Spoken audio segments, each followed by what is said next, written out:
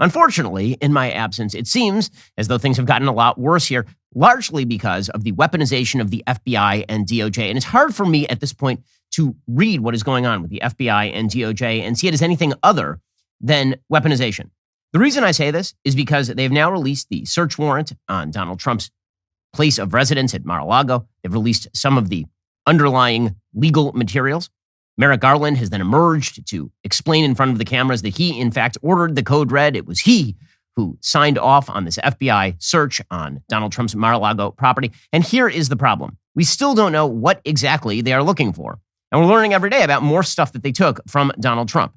Here's the thing. If you are going to search the residence of the former president of the United States and the probable next nominee for the opposing political party, you'd best have an incredibly clear and convincing case as to why you are doing so. You can't just do so as a deep-sea fishing expedition. And that's what this appears to be. Now, you might be able to find something with a fishing expedition. What you find better be absolutely outsized. You cannot go on a deep-sea fishing expedition here and come up with a minnow and then say, it was all justified because we came up with this minnow right here. You see this tiny little fish? We came up with this. Sure, we weaponized the DOJ and the FBI to go after our political opponents. And what we came up with was this small fish. No, you're going to have to come up with Moby Dick here. You're going to have to come up with an actual white whale spouting oil. I mean, that is really what you're going to have to come up with here. And that is not in evidence so far. Every other minute, it seems, we are learning that they took something else from Mar-a-Lago. According to the UK Daily Mail, the Justice Department has hit back at Donald Trump's claim the FBI stole his passports during the raid on his Mar-a-Lago mansion. An insider told CBS the agency does not have the documents, but added whatever was seized that was not on the warrant will in fact be returned. It comes after the former president on Monday claimed his passports were taken, which would mean that he could not leave the country. And this led to all sorts of speculation. Of course, on the left, the way that this works is that the minute you find out what sort of documents they seize, then they go, obviously he's guilty. If they took his passports, it means they don't want him to flee. Donald Trump is a flight risk from the United States. Yeah, sure. Or they seized secret classified documents. Probably it was the nuclear launch codes, and he was about to hand them over to the Russians or to the Saudis because, Jared Kushner has some sort of money deal with the Saudis. The speculation on the left is always and forever that whatever people are searching for on Donald Trump, they must have something. They must have something. And here's the thing.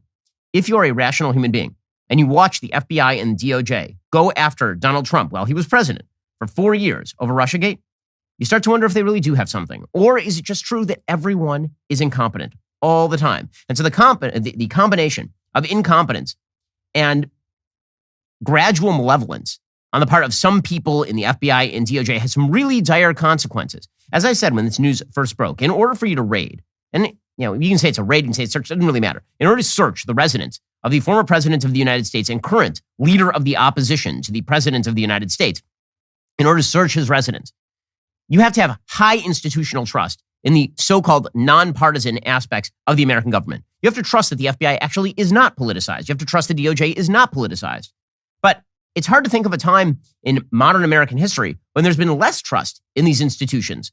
And so what you are doing is you are staking the possibility of faith in the institutions on a claim that appears to be slim as a reed. And I say this because I've now looked at the search warrant and it cites 3 separate parts of the United States legal code. It cites 18 U.S. Code 793. That's the Espionage Act, talking about the gathering, transmitting, or losing of defense information. And particularly, it is talking about important classified information. It cites also U.S. Code 18, Section 2071, concealment, removal, or mutilation generally of materials. And it cites also 18 U.S. Code 1519, which is about the destruction, alteration, or falsification of records in federal investigations and bankruptcy. So we were originally told that the search on Donald Trump's Mar-a-Lago property was about classified documents he still had in his possession. And this raised a bunch of questions. It raised question number 1. Were these actually classified documents? Because the president has plenary power to declassify documents while he is still in office. So if the day before he took all of this stuff to his residence, he said, just out loud, this stuff is now declassified. It is totally unclear, legally speaking, whether he has to go through any sort of procedure to declassify. Because again, the power to declassify lies in the president of the United States.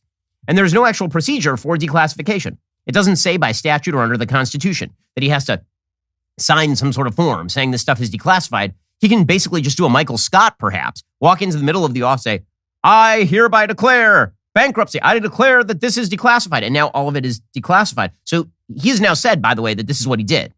And Donald Trump, as sort of a defense mechanism here, he has said that this is precisely what he did. Apparently, a statement was put out to John Solomon, a reporter at Just the News, in which Donald Trump says this, quote, "As we can all relate to, everyone ends up having to bring home their work from time to time. American presidents are no different. President Trump, in order to prepare the work the next day, often took documents, including classified documents, to the residence. He had a standing order that documents removed from the Oval Office and taken to the residence were deemed to be declassified the moment he removed them. The power to classify and declassify documents rests solely with the President of the United States. The idea that some paper-pushing bureaucrat with classification authority delegated by the President needs to approve the declassification is absurd." So the claim here is no one can tell the President that stuff is actually still classified if he declares it declassified. Maybe he's doing this post hoc. Maybe he didn't actually say at the time it's declassified. But it's going to be very hard to prove that in a court of law. And again, when it comes to classification and declassification, generally speaking, these are not statutes like the Espionage Act that have significant criminal penalties attached. They've largely been used with regard, well, the Espionage Act does.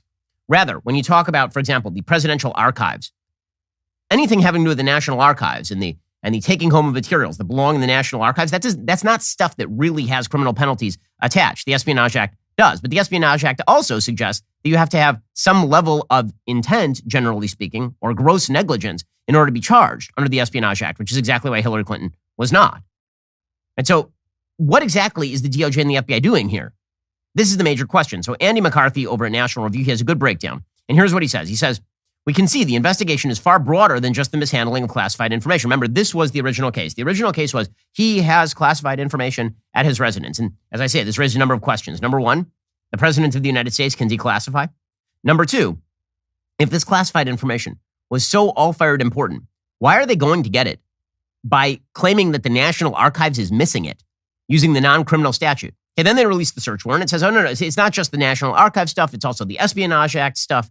It's also these other aspects of American law. But what this really looks like in the end, as Andy McCarthy explains, is grab every paper you can find at Mar-a-Lago because maybe we'll come up with something. Here's what Andy McCarthy says. He says, while the Espionage Act offense relates to defense secrets, the other two offenses are not limited to classified information. Section 2071 relates to the removal or concealment of any government record, not just classified information. Section 1519 applies to any item at all. It need not be a government record, for the point is to protect government investigations, not government property.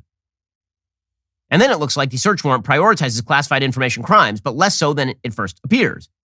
One of the subsections of the attachment to the search warrant authorizes agents to seize documents marked classified, but the license is much, much broader. The warrant allows seizures of not only containers in which classified documents are found, along with their other contents, even if they're not classified, but also of other containers found proximate to the first containers, again, regardless of whether the contents are classified. So if the agents found a box, and inside that box there was a low-level classified document, and that was stored next to 10 other containers of non-classified documents, the warrant would allow the FBI to simply grab all of those things.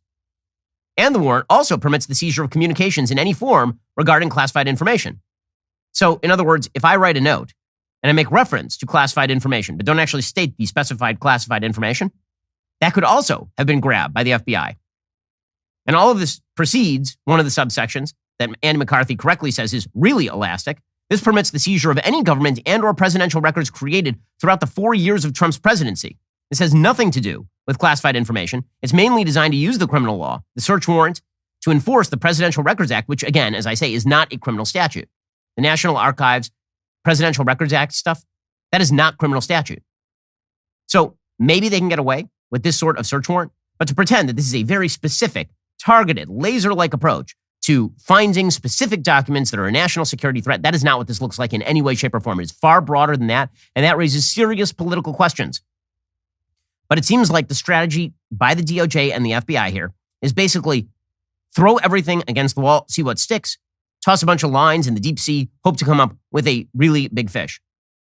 I know what you're thinking. It's time to binge some more Ben Shapiro videos. Well, you are right. You should. But first, like and subscribe.